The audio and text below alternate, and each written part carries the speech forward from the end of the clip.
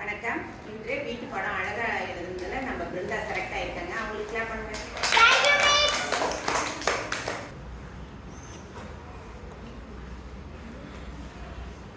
அடுத்தது வீட்டு படம் அழகா எழுதிருக்கிறது நம்ம காவியா. அவங்களுக்கு ஒரு கிளாப் பண்ணுங்க. அடுத்தது நம்ம ரித்திகா ஸ்ரீ அழகா எழுதிருக்காங்க. அவங்களுக்கு கிளாப் பண்ணுங்க.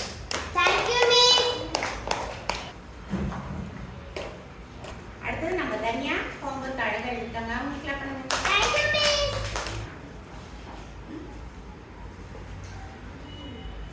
அடுத்தது நம்ம வீட்டு படம் அழகா எழுதுனதுல நம்ம கிஷோர் செலக்ட் ஆயிருக்காரு. அவருக்கு கிளாப் பண்ணுங்க.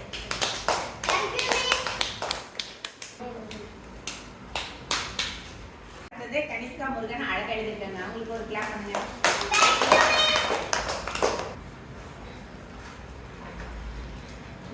அடுத்தது நம்ம ரோஹித் வீட்டு படம் அழகா எழுதிருக்காரு. அவருக்கு ஒரு கிளாப் பண்ணுங்க.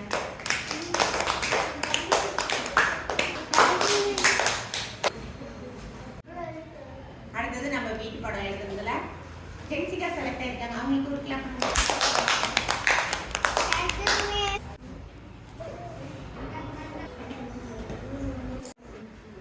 அடுத்தது நம்ம கவியரசு அழகா எழுதிட்டாரு. அவருக்கு ஒரு கிளாப் பண்ணுங்க.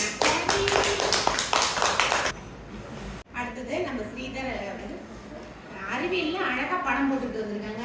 அவங்களுக்கு கிளாப் பண்ணுங்க. அடுத்தது கௌசிகா வீட்டு படம் அழகா எழுதிட்டாங்க. அவங்களுக்கு ஒரு கிளாப் பண்ணுங்க.